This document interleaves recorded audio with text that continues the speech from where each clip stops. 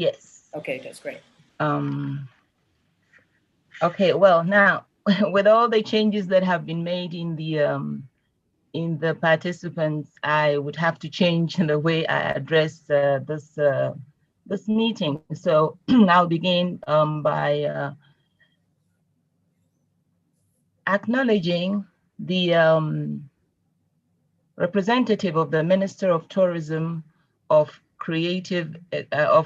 Tourism and Creative Economy of Indonesia, the representative of the Vice Governor of Bali, fellow speakers, dear friends and colleagues, ladies and gentlemen, a very good morning from UNWTO in Madrid. Well, let me begin by thanking Polytechnic Negeri Bali for inviting me to represent UNWTO and to join in the discussions of this 5th edition of the series of international webinars that you've been organizing this year on green tourism.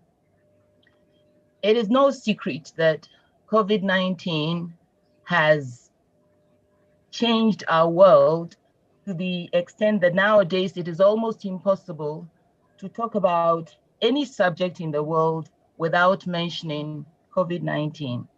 It has affected all areas of our lives and all sectors of the world economy. And it's common knowledge that travel and tourism has been the hardest hit. Let me begin by sharing. Okay. Just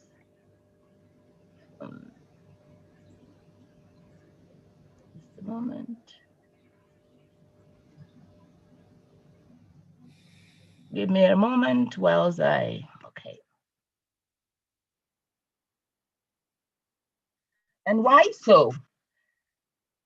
It's because of the importance of tourism in the world economy, and also because of its multidimensional nature and its direct links and indirect links, direct and indirect links to other sectors of the economy. On this slide, we show how important tourism is to the world economy. Tourism employs millions of people. It generates foreign exchange. It drives development in especially small island developing states,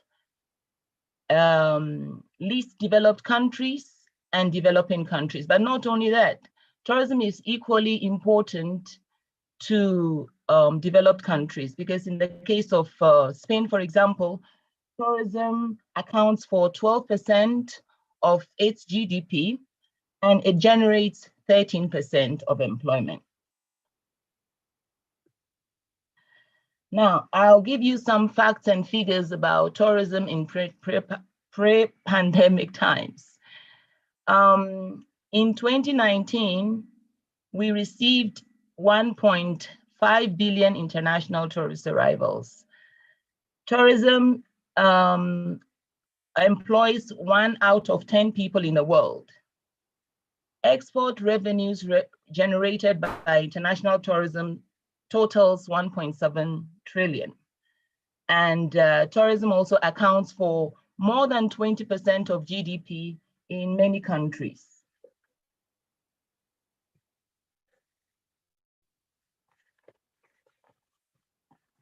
But COVID-19 reared its ugly head and has impacted tourism so hard that UNWTO's 3 to 4% forecasts in international tourism growth for 2020 has literally disappeared into thin air. Because when the infectious rate of the pandemic started to go up in all places around the world, governments started to implement restrictive measures, such as closing their borders to all countries, canceling flights, imposing travel restrictions, lockdowns, declarations of state of emergency, and loss of millions of jobs, which has affected the livelihoods of millions of people in the world. This slide summarizes how this impact of the pandemic on travel and tourism translates into huge losses on jobs, on arrivals, on export revenues from tourism. And this potential impact shows us that the loss in income caused by the pandemic is 8 times more than the losses we had during the 2009 economic crisis. In this slide, we see the extent to which the pandemic has caused international tourist arrivals to reduce in various regions of the world. It ranges from minus 65% in the Americas to minus 79% in the Asia and the Pacific region.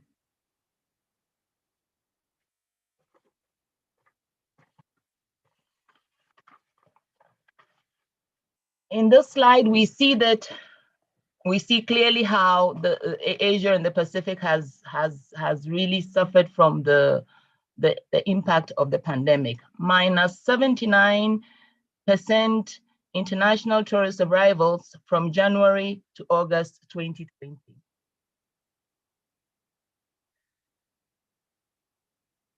From this point on, we are going to go through UNWTO's response to the pandemic and how green tourism fits into the recovery process.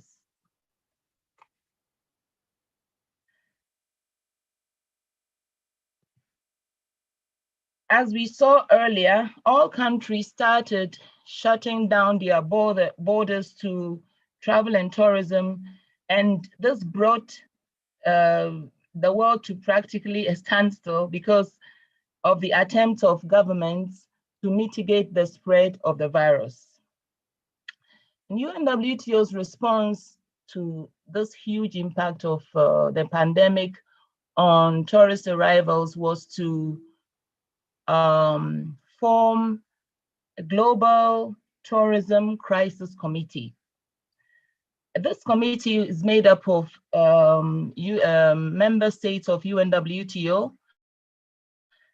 UN sister agencies like WHO, ICAO, International Maritime Organization, and international institutions such as IATA, WTTC, and Airports International Council. The mission of this committee was to provide guidance to the travel and tourism sector as it responds to COVID-19 and to enable the recovery to be done in a sustainable way. Their interventions was also intended to foster contribution to the achievement of SDGs and the 2030 agenda. The committee launched the UNWTO Global Guidelines to Restart Tourism, which is a much needed resource to support the tourism industry to recover in a sustainable manner from the crisis.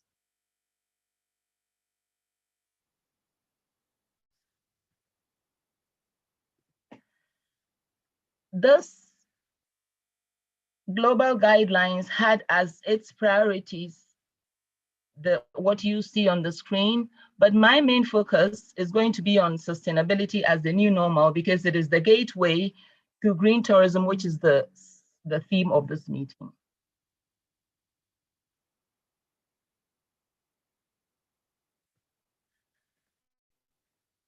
Here I'm going to explain what green tourism is, which naturally is not a new subject. I'll be giving examples of green tourism actions and why green tourism is with so much noise is being made about green tourism now. Now, green tourism, we all know, is not about color. It's about a way of traveling and of using resources in such a way that it minimizes tourism's impact on both the natural and cultural environment. So in effect, Green tourism is closely linked to sustainability and environmentally responsible choices made in the development and management of tourism and tourism-related businesses.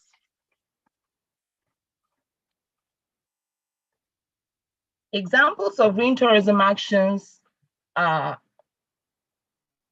reducing energy consumption and greenhouse gas and carbon emissions, eliminating single plastic use to fight plastic pollution, and the use of renewable energy such as on-site solar panels.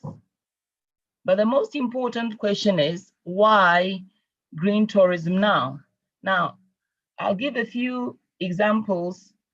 I'll give a few reasons to explain why people are paying more attention to green tourism in these unusual times we are living in.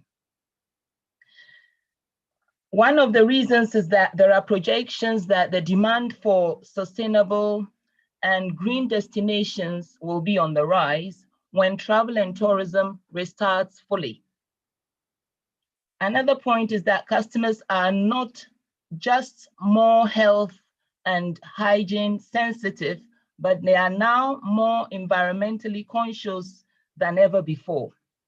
Also, their preference is for destinations paying more attention to reducing tourism's carbon footprint in their operations. Another reason is that tourists prefer destinations that use energy saving and energy efficient devices in lighting, in air conditioning, and in refrigeration, for example. And by going green, tourism businesses such as hotels and other accommodation establishments promote sustainable consumption and production, and thereby contribute to the achievement of Sustainable Development Goal 12. We are not going to go into any extensive discussion on sustainable consumption and production. I just talk briefly about what it is and how it connects to green actions. As mentioned in the previous slide, sustainable consumption and production is SDG 12, and it promotes fulfilling the needs of all responsibly while using natural resources and producing less waste and pollution. The implementation of sustainable consumption and tourism helps to reduce future economic, environmental, and social costs. It also helps to advance the transition towards a low carbon green economy. But most importantly, sustainable consumption and production, is closely linked to circular economy. And what is circular economy? It's an economic system which is based on business models that replace the end of life concept of the use of resources with reducing, alternatively using, recycling, and recovering materials. So from this definition, we see how circular tourism ties in beautifully with green actions.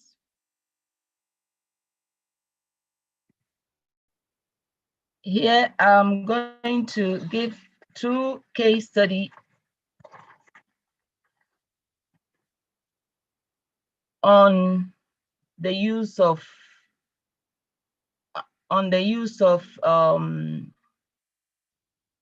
renewable energy, circular economy, and green actions in general. The first one is carbon resorts for sustainable tourism projects which use Philippines and Thailand as pilot cases.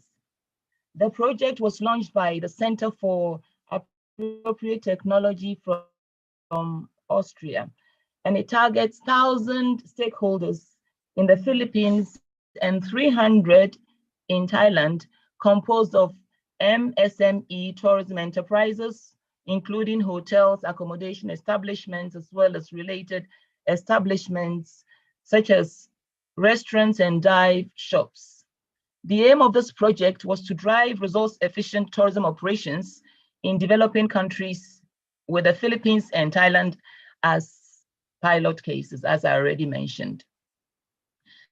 The implementation of this project consisted of the adoption of innovative practices and technology, the use of renewable resources and resource efficiency to advance towards carbon neutral operations, and the application of the 3Rs methodology, which is reduce, replace, and redesign methodology. The preliminary results of this project led to a reduction of up to 63% of the cost of energy and water. And it also led to the prevention of the emission of over 11 million kilos of carbon. This example, or this case study, is about a hotel in South Africa called Hotel Verde. And verde in Spanish is green. So in effect, this hotel is called Green Hotel, and it's considered, it's the first hotel in Africa that offers carbon neutral accommodation and conferencing facilities. And it's known as Africa's greenest hotel. Why? Because it uses energy saving heating systems. It uses gray water recycling measures, and it also uses green building certifications.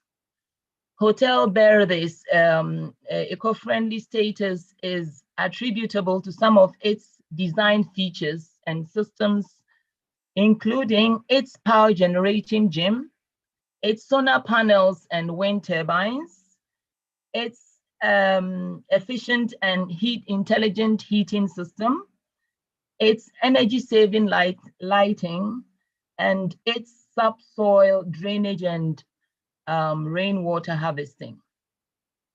The application of responsible procurement is also part of this hotel's operations, which makes it a real green hotel. It buys milk and fruit juices in bulk in returnable stainless containers. Apart from that, the milk and juice, which were previously delivered in single-use plastic containers, are now decanted and served in reusable glass bottles in jugs, and by so doing, eliminating carton and plastic bottles. So we can see from these two case studies that green actions are doable and can contribute to economic and environmental sustainability.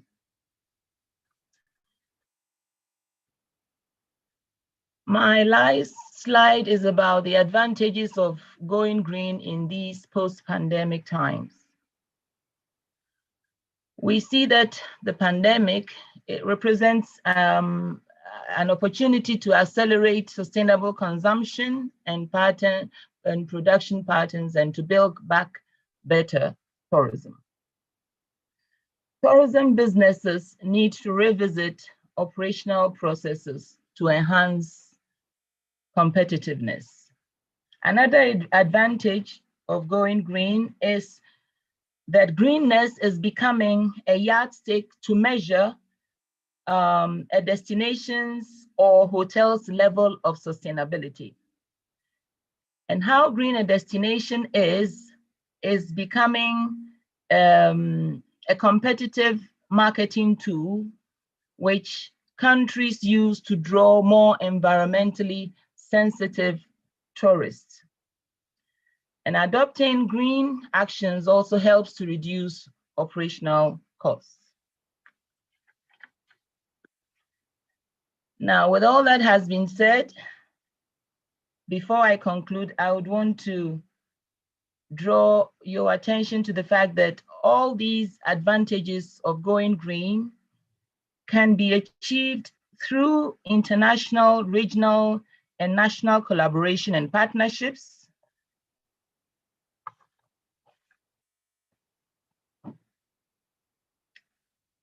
And in conclusion, I would like to say this. Undoubtedly, COVID-19 has caused havoc to the travel and tourism industry, but in a way, we can also see it as a blessing in disguise, in the sense that while countries are taking tentative steps to restart tourism, as I mentioned in the point number 2 of these advantages, travel businesses can take advantage and relook at their tourism operations and introduce green measures, which will not only make economic sense, but it will also ultimately contribute to the achievement of the SDGs and its 2030 agenda. Thank you. Thank you very much indeed, Christine. I've noted many points which is very critical for sustainable green tourism or sustainable development of tourism. And for all participants as well as panelists, and I'm sure that you agree that tourism is very critical for all countries because it's, as mentioned by Christine, it's absorb a huge numbers of employment and then generate foreign exchange definitely, as well as a driver for development of each country. And then in every country, average that tourism can contribute more than 20% to the GDP, as well as more or less 30% employment absorption from tourism itself. And then Christine was also notes the guidelines to restart tourism post-pandemic and UNWTO's priorities for recovery post-pandemic. And so also an important note on why green tourism is not about the color of green, but then it is about definitely sustainability associated with environment and then economy as well as the community itself, and which is also related to the sustainable development goals by UNWTO, which includes 17 focus. And then Christian also emphasized on the last slides the advantage of going green post-pandemic times, which we couldn't agree more. So that's very applicable key points shared by Christine. Thank you very much indeed, Christine. So I would like now to move on. Saya mau